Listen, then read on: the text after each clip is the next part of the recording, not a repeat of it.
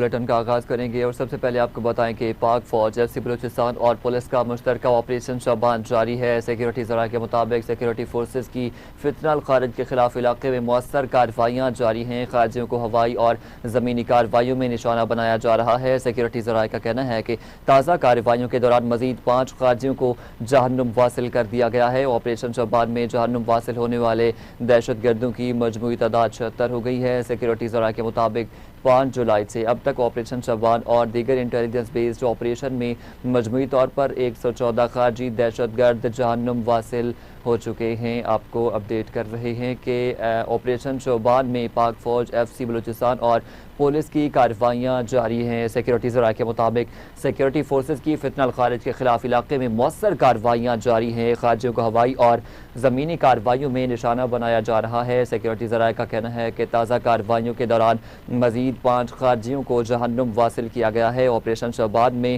جہنم واصل ہونے والے دہشت گردوں کی مجموعی تعداد 76 ہو گئی ہے۔ سیکیورٹی ذرائع کے مطابق 5 جولائی سے اب تک آپریشن شابان اور دیگر انٹیلیجنس بیسڈ آپریشن میں مجموعی طور پر 114 خارجی دہشت گرد جہنم واصل کر دیے گئے ہیں۔ آخری دہشت گرد کے خاتمے تک بلوچستان میں آپریشن شابان جاری رہے گا۔ آپ کو اپڈیٹ کر رہے ہیں کہ آپریشن شابان کے نتیجے میں پاک فوج ایف سی بلوچستان اور پولیس کا مشترکہ آپریشن جاری ہے۔ سیکیورٹی ذرائع کے مطابق سیکیورٹی فورسز کی فتنہ الخارج کے خلاف علاقے میں مؤثر کارروائیاں جاری ہیں۔ خارجیوں کو ہوائی اور زمینی کارروائیوں میں نشانہ بنایا جا رہا ہے۔ سیکیورٹی ذرائع کا کہنا ہے کہ تازہ کارروائیوں کے دوران مزید 5 خارجیوں کو جہنم واصل کیا گیا ہے۔ آپریشن شابان میں جہنم واصل ہونے والے دہشت گردوں کی مجموعی تعداد 76 ہو گئی ہے۔ اس حوالے سے مزید جانتے ہیں نمائندہ اسلام آباد رانا جامین ہمارے ساتھ موجود ہیں۔ جی رانا جامین بتائیے گا مزید کیا تفصیلات ہیں؟ جی بالکل، پاک فوج ایف سی بلوچستان اور پولیس کا مشترکہ آپریشن شابان جاری ہے۔ سیکیورٹی ذرائع کے مطابق سیکیورٹی فورسز کی فتنہ الخارج کے خلاف علاقے میں مؤثر کارروائیاں جاری ہیں۔ خارجیوں کو ہوائی اور زمینی کارروائیوں میں نشانہ بنایا جا رہا ہے۔ سیکیورٹی ذرائع کا کہنا ہے کہ تازہ کارروائیوں کے دوران مزید 5 خارجیوں کو جہنم واصل کیا گیا ہے۔ آپریشن شابان میں جہنم واصل ہونے والے دہشت گردوں کی مجموعی تعداد 76 ہو گئی ہے۔ سیکیورٹی ذرائع کے مطابق 5 جولائی سے اب تک آپریشن شابان اور دیگر انٹیلیجنس بیسڈ آپریشن میں مجموعی طور پر 114 خارجی دہشت گرد جہنم واصل کیے جا چکے ہیں۔ آخری دہشت گرد کے خاتمے تک بلوچستان میں آپریشن شابان جاری رہے گا۔ جی ٹھیک ہے، بہت شکریہ رانا جامین، آپ ہمیں تفصیلات بتا رہے تھے۔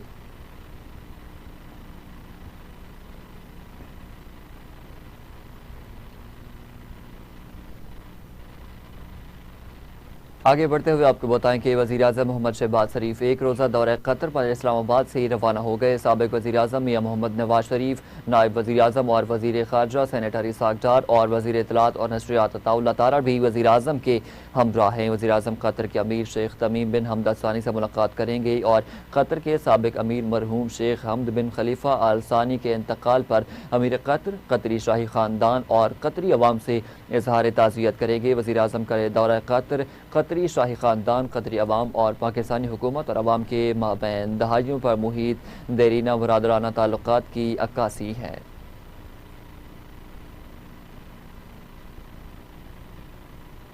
اقوام متحدہ کے سیکریٹری جنرل کی جانب سے ایران اور امریکہ سے ایک دوسرے پر فوجی حملے بند کرنے کی اپیل کے بعد ایرانی وزارت خارجہ کے ترجمان اسماعیل بقائی نے کہا ہے کہ ایران نے کہیں بھی حملہ نہیں کیا۔ ایرانی وزارت خارجہ کے ترجمان اسماعیل بقائی نے کہا ہے کہ خلیج فارس کے جنوبی ساحل پر واقع امریکی فوجی اڈوں اور اثاثوں کے خلاف ایران کی کارروائیاں بین الاقوامی قانون کے تحت اپنے حق دفاع کا استعمال ہیں۔ بقائی نے کہا ہے کہ آپ نے ان ممالک سے پوچھنا چاہیے جو اپنی سرزمین اور اڈے امریکہ کو فراہم کرتے ہیں۔ بین الاقوامی قانون کی سنگین خلاف ورزیوں پر جواب دہ ٹھہرانے کے بجائے ایران کو اپنے دفاع کے لیے مورد الزام ٹھہرانا غیر ذمہ دارانہ ہے۔ ایرانی وزارت خارجہ کے ترجمان نے اقوام متحدہ کے سیکریٹری جنرل کے ترجمان کو طنزیہ انداز میں خلیج فارس کے نام سے متعلق سرکاری دستاویزات کی جانب اشارہ کرتے ہوئے کہا کہ درست نام خلیج فارس ہے۔ براہ کرم اقوام متحدہ کی متعلقہ ہدایات پر عمل کریں جن کے مطابق مکمل نام خلیج فارس کا استعمال لازمی ہے۔ اقوام متحدہ کے سیکریٹری جنرل کے ترجمان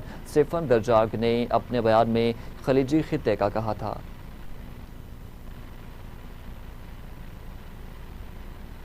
دوسری جانب امریکی سینٹرل کمانڈ نے کہا ہے کہ آج امریکی افواج نے ایران کے خلاف مزید حملوں کا آغاز کر دیا ہے۔ سینٹ کام کے مطابق ایران پر کیے جانے والے تازہ حملوں کا مقصد آبنائے ہرمز سے گزرنے والے بحری جہازوں اور تجارتی جہازوں پر حملے کرنے کے ایران کی صلاحیت کو مزید کمزور کرنا ہے۔ جاری بیان میں کہا گیا ہے کہ امریکی کمانڈر ان چیف نے ان حملوں کی ہدایات دی ہیں تاکہ ایرانی افواج کو ان کے اقدامات پر جواب دہ ٹھہرایا جا سکے۔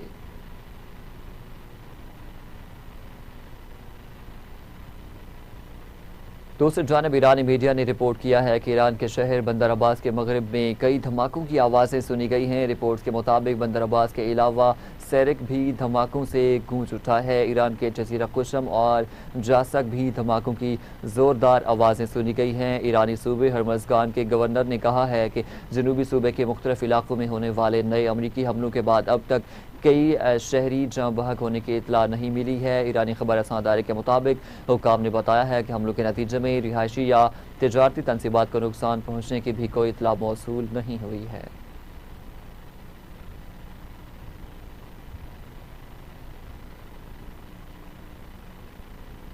اور خبر یہ ہے کہ امریکی اخبار واشنگٹن پوسٹ نے دعویٰ کیا ہے کہ یکم مارچ کو کویت کی شعیبہ بندرگاہ پر ایرانی ڈرون حملے میں 6 امریکی فوجی ہلاک ہوئے ہیں۔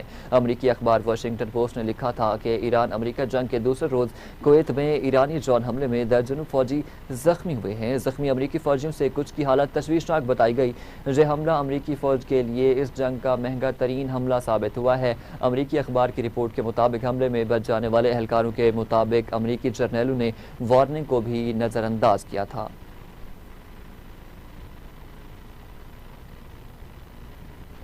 ایرانی وزارت خارجہ نے امریکہ پر جنگ بندی معاہدے کی خلاف ورزی کا الزام عائد کرتے ہوئے کہا ہے کہ گزشتہ 24 گھنٹوں کے دوران کیے گئے امریکی حملے اقوام متحدہ کے چارٹر کی کھلی خلاف ورزی ہیں۔ ایرانی وزارت خارجہ کے مطابق امریکہ نے آبنائے ہرمز سے متعلق انتظامات میں مداخلت کی ہے جس کے باعث عدم تحفظ اور عالمی تجارتی بحری نقل و حرکت میں خلل پیدا ہوا ہے۔ جاری بیان میں کہا گیا ہے کہ جنگ بندی معاہدے کو صرف 25 روز گزرے ہیں لیکن امریکہ نے ایران کے خلاف حملے کر کے معاہدے کی کم و بیش تمام شقوں کی خلاف ورزی کی ہے۔ ایرانی وزارت خارجہ کے مطابق امریکہ نے ایران کے ٹرانسپورٹ انفراسٹرکچر، تجارتی جہازوں، کارگو شپنگ اور فضائی تنصیبات کو بھی نشانہ بنایا ہے۔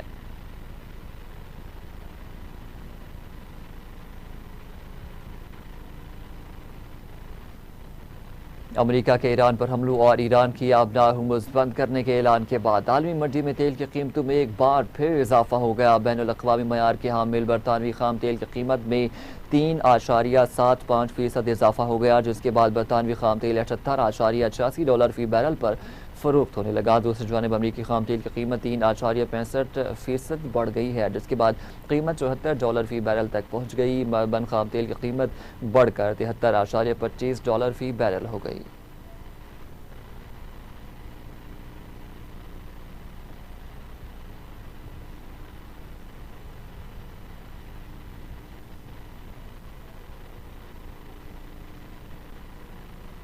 آگے بڑھتے ہوئے آپ کو بتائیں کہ وزیر اعلیٰ پنجاب مریم نواز شریف سے پرتگال کے سفیر پالو ڈومینگوز کی ملاقات۔ باہمی دلچسپی کے امور، تجارت، زراعت اور لائف اسٹاک کے شعبے میں تعاون پر تبادلہ خیال کیا گیا ہے۔ پرتگال کے سفیر نے ایران اور امریکہ کے درمیان مذاکرات میں پاکستان کے تعمیری کردار کو سراہا ہے۔ ملاقات میں پاکستان اور پرتگال کے درمیان دو طرفہ تعلقات کو مضبوط بنانے پر اتفاق کیا گیا ہے۔ دونوں ممالک کے کاروباری تعلقات کو مزید بہتر بنانے کے لیے پاکستان بزنس فورم قائم کرنے کی تجویز بھی دی گئی ہے۔ اسی حوالے سے مزید جانتے ہیں deputy bureau chief Lahore Asif Iqbal Chaudhry ہمارے ساتھ موجود ہیں۔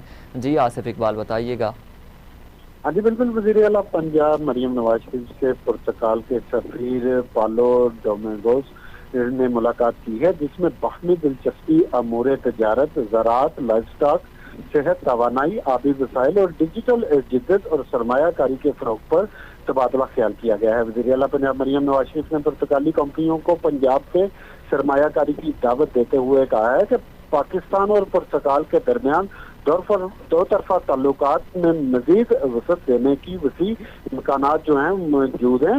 ملاقات میں دونوں ممالک کے کاروباری روابط مضبوط بنانے اور پاکستان اور پرتگال بزنس فورم کے قیام اور لاہور ولز کے درمیان سٹی جو تعلقات ہے وہ فروغ پر اتفاق کیا گیا ہے۔ पुर्तगाली सफीर ने पाकिस्तान के सफारती किरदार खसूसन खित्ते में अमन के लिए कोशिशों को सराहा है और वज़ीर आला पंजाब मरियम नवाज शरीफ को पुर्तगाल के दौरे की दावत भी दी है। उन्होंने पंजाब में सेहत के शोबे में खसूसन सरकारी जो कैंसर हॉस्पिटल के क़याम के इकदाम को भी खराज तहसीन पेश किया है। जी ठीक है, बहुत शुक्रिया आसिफ इकबाल, आप हमें तफसीलात बता रहे थे।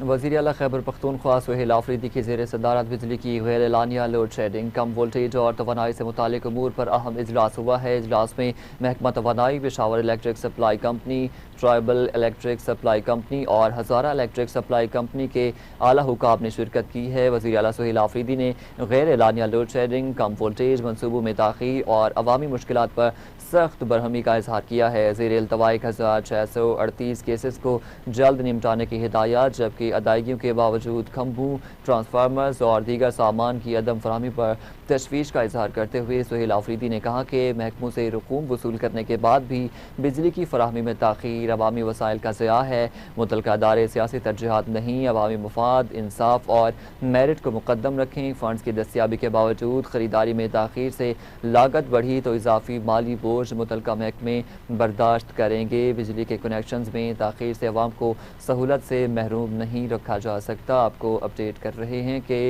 सुहेल आफरीदी ने गैर एलानिया लोड शेडिंग, कम वोल्टेज, मनसूबों में ताख़ीर और अवामी मुश्किलात पर सख्त बरहमी का इजहार किया है। इस हवाले से मज़ीद तफसीलात जानते हैं। ब्यूरो चीफ पेशावर मोहम्मद मुनीर हमारे साथ लाइन पे मौजूद हैं।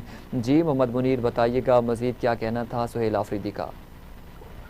जी बिल्कुल, वज़ीर आला खैबर पख्तूनख्वा मोहम्मद सुहेल आफरीदी की सदारत बिजली की गैर एलानिया लोड शेडिंग, कम वोल्टेज और तवानाई के मुतालिक अमूर पर एक अहम इजलास मुनक्किद हुआ, जिसमें महकमा तवानाई, पेशावर, ट्राइबल और हज़ारा इलेक्ट्रिक सप्लाई कंपनियों के आला हुकाम ने शिरकत की।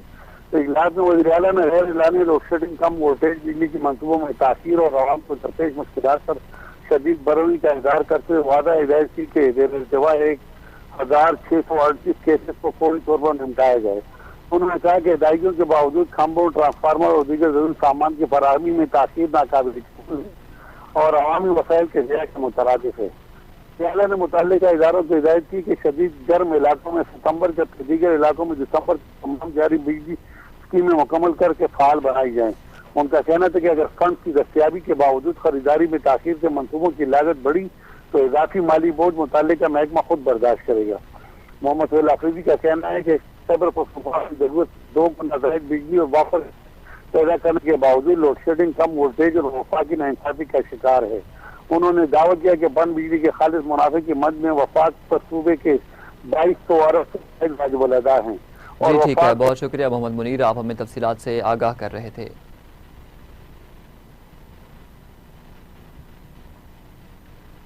अब आपको बराह रास्त लिए चलेंगे तेहरान, जहां पर इस्माइल वकाई की प्रेस कॉन्फ्रेंस जारी है। تنگ برای ترددهایی که آسیب زننده است به حاکمیت ملی و امنیت ملی ایران استفاده بکنن.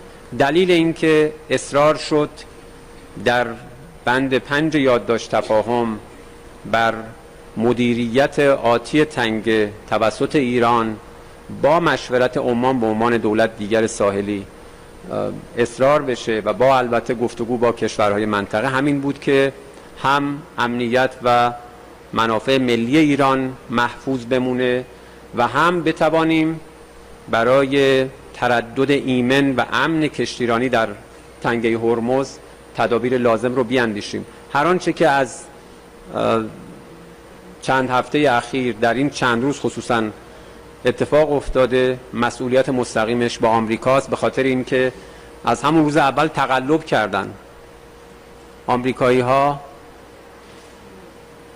به جای اینکه اجازه بدهند ایران بر اساس بند 5 یادداشت آسیب زننده است به حاکمیت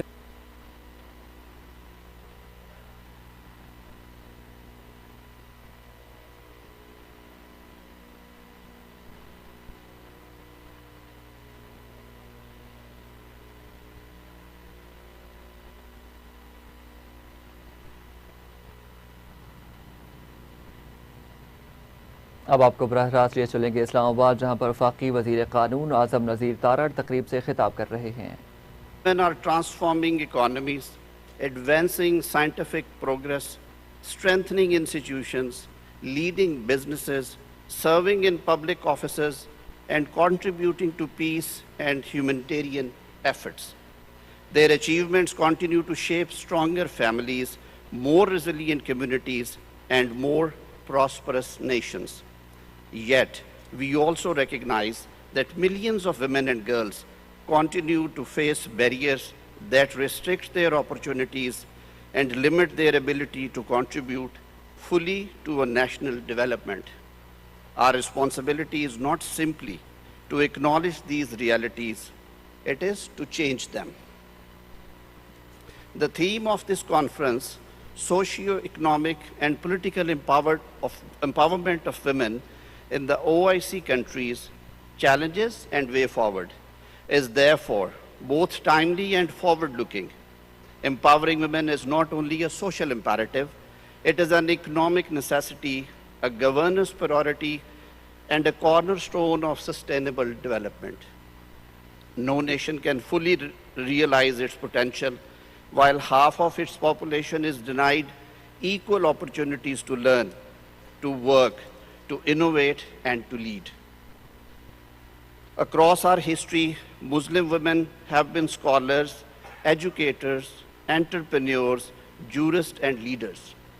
Today, they continue to break new ground in science, technology, public service, businesses, and academia. Our responsibility is not to define their potential. It is to remove the barriers that prevent it from being realized. The values that guide us today are deeply rooted in our faith. Islam recognized the dignity, rights, and legal identity of women more than 14 centuries ago, reminding us that justice and human dignity are timeless principles.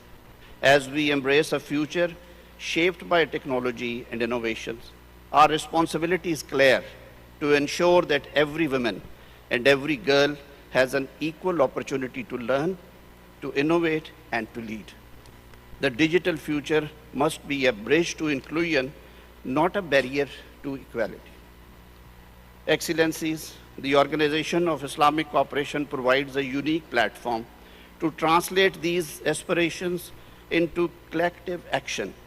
Through the OIC Plan of Action for the Advancement of Women and the important work of the Women's Development Organization, we have built a strong framework for cooperation among our member states. By learning from one another, sharing successful experiences, and strengthening institutional partnership, we can accelerate progress while respecting the diversity of our legal systems, cultures, and national priorities. Excellencies, Pakistan does not regard this chair as a position of prestige. We regard it as a responsibility to listen carefully, to build consensus, and to help transform our shared aspirations into practical action that improves the lives of women across the Islamic world. Because the true success of this conference will not be measured by the declarations we adopt. It will be measured by the opportunities we create after we return home. For Pakistan, the empowerment of women is not simply a policy objective. It is a national priority enshrined in our Constitution, inspired by our faith, and essential to our future. Our Constitution guarantees equality, dignity, and equal protection under the law without any discrimination. Guided by these principles and under the leadership of Honorable Prime Minister Muhammad Shehbaz Sharif, Pakistan continues to strengthen its legal, policy, and institutional framework to advance the rights, opportunities, and leadership of women. Through the Ministry of Human Rights, working in close partnership with provincial governments, Parliament, judiciary, law enforcement agencies, civil society, and our international partners, we are translating this commitment into meaningful action. Guided by the National Gender Policy Framework Vision 2025 and the Prime Minister's Women Empowerment Package, we are expanding women's leadership, promoting financial inclusion and entrepreneurship, bridging the digital divide, strengthening access to justice, and creating safer, more inclusive workplaces. These efforts are reinforced through landmark legislation, specialized gender-based violence courts, women protection authorities, legal aid and rehabilitation services, dedicated helplines and institutions such as National Commission on the Status of Women and the National Commission for Human Rights. Today, women in Pakistan are serving with distinction as parliamentarians, judges, civil servants, diplomats, entrepreneurs, academics, scientists, and members of our armed forces. Their growing leadership across public and private institutions reflect our conviction that when women are empowered to lead and succeed, families flourish, societies become more resilient, and nations prosper. We also recognize that lasting progress cannot be achieved by women alone. Real and sustainable change requires the active engagement of men and boys as partners in promoting equality, respect, and shared responsibility. Building inclusive societies is a collective endeavor that demands the commitment of every institution and every citizen. Ladies and gentlemen, women's empowerment today extends beyond legal protection. It is about ensuring that every woman has the opportunity to learn, innovate, participate in the economy, access finance, contribute to decision-making, and realize her full potential. At the same time, we cannot overlook the hardships faced by countless women and girls living through conflict, occupation, displacement, and humanitarian crisis. We remember in particular the women and girls of Palestine and especially Gaza, whose resilience and courage in the face of immense suffering continue to inspire the conscience of the world. Women living in Afghanistan and illegally occupied Indian Jammu and Kashmir also deserve our attention.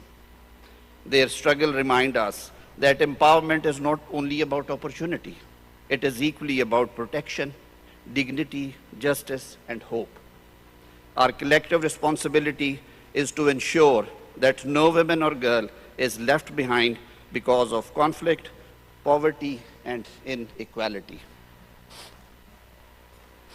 Excellencies, artificial intelligence and digital innovation are transforming our societies at an unprecedented pace.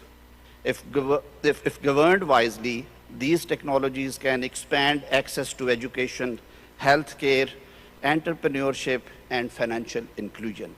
If ignored, they risk creating new forms of inequality, discrimination, and exclusion.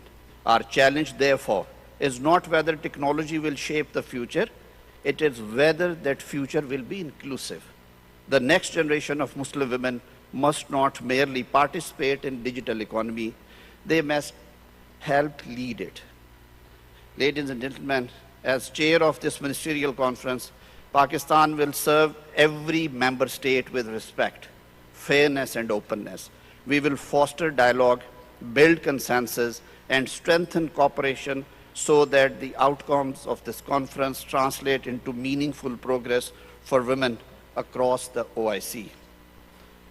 Working closely with the OIC General Secretariat, the Women's Development Organization, and all member states, we will promote the exchange of experiences, encourage practical cooperation, and advance our shared commitment to the empowerment of women.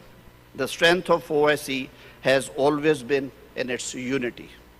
While our cultures, legal systems, and socio-economic realities may differ, we remain united in our commitment to justice, dignity, compassion, and equal opportunity. Distinguished delegates, today we have an opportunity to shape outcomes that can positively impact the lives of nearly 940 million women across the OIC, representing about 49.3% of the total population of OIC countries. Let us use this platform not only to exchange ideas, but to strengthen partnerships, translate our commitments into action, and address the challenges that still remain. The true success of this conference will not be measured solely by the declarations we adopt, but by the progress we achieve together after we return home.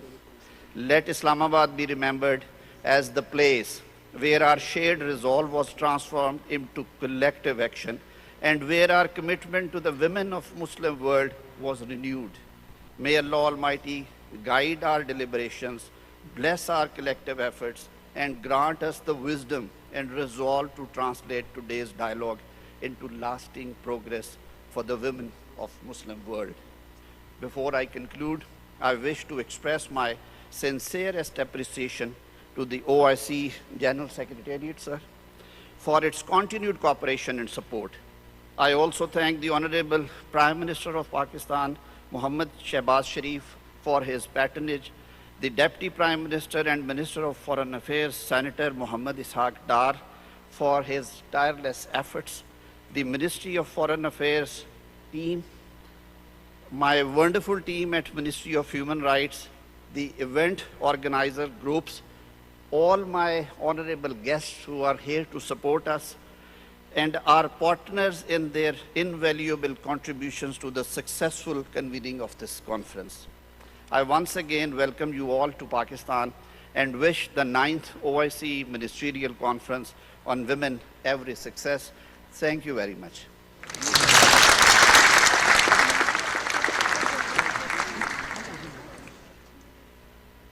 It is my distinct honor to now invite His Excellency the Ambassador Tariq Ali Bakhit, Assistant Secretary General.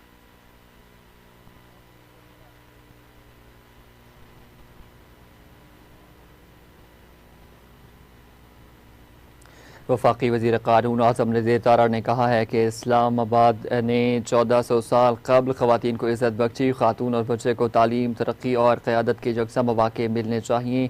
OIC action plan और women development organisation अहम platform है। पाकिस्तान को OIC से वज़ारती conference बराए ख़वातीन की मेज़बानी पर फ़ख्र है।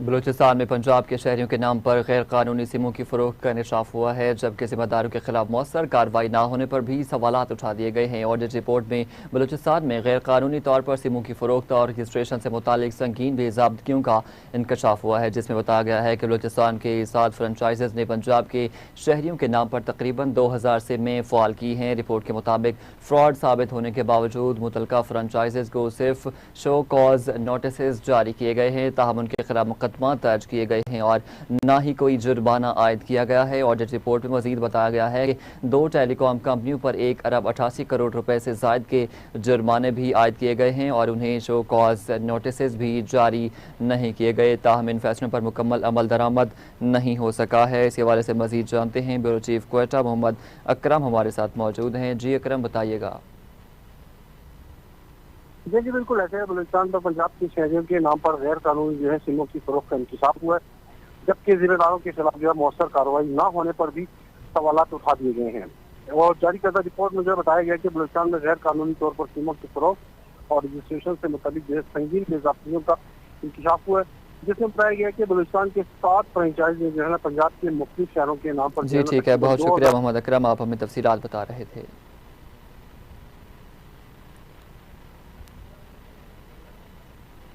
دوسری جانب وفاقی آئینی عدالت نے پیر سوہا نجی ریسٹورنٹ گرانے کا سپریم کورٹ کا فیصلہ کالعدم قرار دے دیا ہے۔ وفاقی آئینی عدالت نے CDA اور میٹروپولیٹن سٹی کی اپیلیں منظور کر لی ہیں۔ عدالت نے حکم امتناع بھی ختم کر دیا ہے۔ ٹرائل کورٹس کو جلد از جلد مقدمات کے فیصلوں کی ہدایات بھی جاری کر دی گئی ہیں۔ وفاقی آئینی عدالت نے قرار دیا ہے کہ ملکیت کا فیصلہ ٹرائل کورٹس عدالتی آبزرویشن سے متاثر ہوئے بغیر کریں گے۔ انتظامی معاملات کا فیصلہ ریگولیٹری باڈیز کریں گی۔ جسٹس حسن رضوی نے کہا کہ سپریم کورٹ کے فیصلے میں بہت سے نکات کو مد نظر نہیں رکھا گیا۔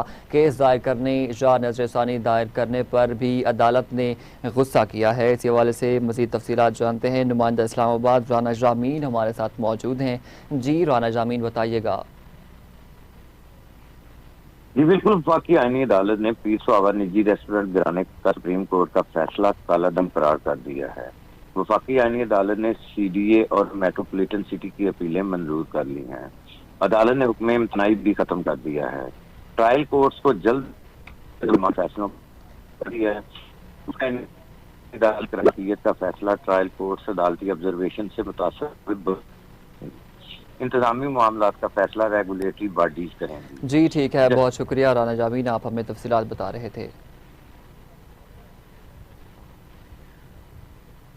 دوسری جانب کراچی کے علاقے گلشن حدید میں جرائم پیشہ عناصر ایک بار پھر سرگرم ہو گئے۔ 2 موٹر سائیکلوں پر سوار 4 مسلح ملزمان نے ایک موبائل فون شاپ پر دھاوا بول کر نقد رقم اور متعدد موبائل فونز لوٹ لیے ہیں۔ واردات اسٹیل ٹاؤن تھانے کی حدود میں پیش آئی۔ علاقہ مکینوں کا کہنا ہے کہ گلشن حدید اور اطراف کے علاقوں میں ڈکیتی، چھیننا چھپٹی اور اسٹریٹ کرائمز کی وارداتوں میں مسلسل اضافہ ہو رہا ہے، جس کے باعث شہری شدید خوف و ہراس کا شکار ہیں۔ شہریوں نے اعلیٰ حکام سے مطالبہ کیا ہے کہ واردات ملزمان کو فوری گرفتار کر کے جرائم کی بڑھتی ہوئی وارداتوں کا سدباب کیا جائے۔ آپ کو اپڈیٹ کر رہے ہیں کہ کراچی کے علاقے گلشن حدید میں جرائم پیشہ عناصر ایک بار پھر سرگرم ہو گئے ہیں۔ 2 موٹر سائیکلوں پر سوار 4 مسلح ملزمان نے ایک موبائل فون شاپ پر دھاوا بول کر نقد رقم اور متعدد موبائل فونز لوٹ لیے ہیں۔ اس حوالے سے مزید جانتے ہیں نمائندہ کراچی سلمان ہاشمی ہمارے ساتھ موجود ہیں۔ جی سلمان بتائیے گا۔ جی بالکل، یہ واردات کراچی کے علاقے گلشن حدید میں اسٹیل ٹاؤن تھانے کی حدود میں پیش آیا، جہاں 2 موٹر سائیکلوں پر سوار 4 مسلح ملزمان ایک موبائل شاپ میں داخل ہوئے اور اسلحے کے زور پر دکاندار کو یرغمال بنا کر نقد رقم اور قیمتی موبائل فونز لوٹ لیے۔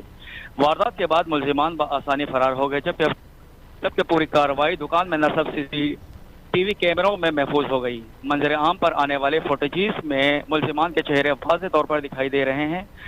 علاقہ مکینوں کا کہنا ہے کہ گلشن حدید اور اطراف کے علاقوں میں ڈکیتی، چھینا جھپٹی اور اسٹریٹ کرائم کی وارداتوں میں مسلسل اضافہ ہو رہا ہے، جس کے باعث شہری شدید خوف و ہراس کا شکار ہیں۔ شہریوں نے اعلیٰ پولیس حکام سے مطالبہ کیا ہے کہ واردات میں ملوث ملزمان کو فوری گرفتار کر کے جرائم کی بڑھتی ہوئی جی ٹھیک ہے، بہت شکریہ سلمان، آپ ہمیں تفصیلات بتا رہے تھے۔ اداکارہ مومنہ اقبال کو ہراساں کرنے اور جان سے مارنے کی دھمکیاں دینے کے کیس میں عدالت نے ثاقب چدھڑ اور اہل سمیرہ کی عبوری ضمانت میں توسیع کر دی ہے۔ سیشن کورٹ لاہور میں ایڈیشنل اینڈ سیشن جج نصرت علی صدیقی نے لیگی MPA ثاقب چدھڑ اور ان کی اہلیہ سمیرہ کی عبوری ضمانت کی درخواست پر سماعت کی ہے۔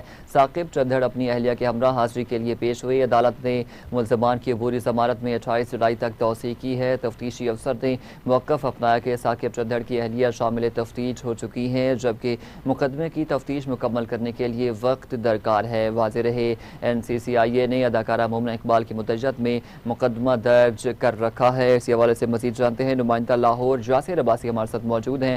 جی جاسر بتائیے گا مزید کیا تفصیلات ہیں اس کیس کی؟ جی بالکل، یہ معاملہ ہے اداکارہ مومنہ اقبال کو ہراساں کرنے اور جان سے مارنے کی دھمکیاں دینے کا۔ اس کیس میں عدالت نے ثاقب چدھڑ اور اہلیہ سمیرہ کی عبوری ضمانت میں 28 جولائی تک توسیع کر دی ہے۔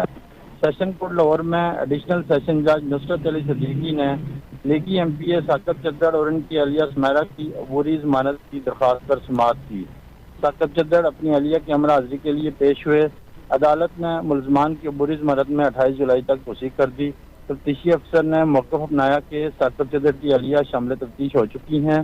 موبائل فون دے دیا گیا ہے، جبکہ سم والا فون تفتیش مکمل کرنے کے لیے درکار ہے اور اسی لیے مقدمے کی تفتیش مکمل کرنے کے لیے مزید وقت درکار ہے۔ جی ٹھیک ہے، بہت شکریہ جاسر، آپ ہمیں تفصیلات بتا رہے تھے۔ صوبائی وزیر صنعت اور تجارت چودھری شافی حسین سے chief of field office Punjab UNICEF Pakistan Rameez بہبودو کی ملاقات ہوئی ہے۔ پنجاب میں تعلیم، صحت، اسکل ڈیولپمنٹ، بچوں کی بہبود اور دیگر پروگرامز بارے بات چیت کی گئی ہے۔ ملاقات میں یونیسیف ادارے کی ماہر تعلیم سحر رضا جعفری اور D G Punjab skill development authority Sara Rasheed بھی موجود تھیں۔ ملاقات میں بچوں کی فلاح، صاف پانی، تحفظ، ماحولیات، تعلیم، خصوصی تعلیم اور دیگر شعبوں میں اشتراک کار بڑھانے پر اتفاق کیا گیا ہے۔ صوبائی وزیر صحت اور ایمرجنسی سروسز پنجاب خواجہ سلمان رفیق نے بلوچستان کے علاقہ ماشکی میں مزدوروں کے افسوسناک واقعے پر گہرے دکھ کا اظہار کیا ہے۔ صوبائی وزیر خواجہ سلمان رفیق نے کہا کہ شہدائے ماشکی کو آبائی علاقوں میں تکریم کے ساتھ منتقل کرنے کے انتظامات کر دیے گئے ہیں۔ ماشکی بلوچستان میں نہتے مزدوروں پر فائرنگ انتہائی افسوسناک واقعہ ہے۔ چہلم حضرت امام حسین کو محفوظ بنانے کا مشن، محکمہ داخلہ پنجاب نے چہلم پر سیکیورٹی انتظامات کے لیے اہم ہدایات جاری کر دی ہیں۔ ترجمان کے مطابق رؤیت ہلال کی روشنی میں 20 صفر اور مظفر بمطابق 4 یا 5 اگست 2026 کو چہلم ہوگا۔ چہلم حضرت امام حسین پر صرف منظور شدہ اور لائسنس یافتہ جلوسوں کی اجازت ہوگی۔ جلوس صرف مقررہ اوقات میں روایت اور اجازت کے مطابق ہوں گے۔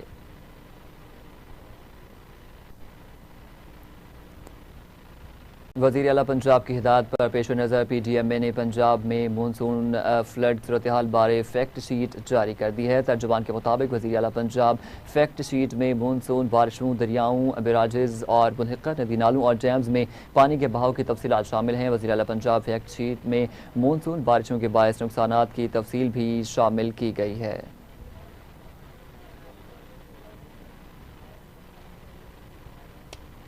لاہور کے ضلعی انتظامیہ مونسون چیلنجز سے نمٹنے کے لیے متحرک ڈی سی کیپٹن ریٹائرڈ محمد علی اعجاز نے تحصیل چاوی کا دورہ کیا ہے۔ بارادری روڈ بیگم کوٹ میں جاری نالوں کی صفائی اور ڈی سلیٹنگ آپریشن کا جائزہ لیتے ڈپٹی کمشنر لاہور محمد علی اعجاز نے کہا کہ تمام وسائل بروئے کار لا کر شہریوں کو ریلیف دیا جائے گا۔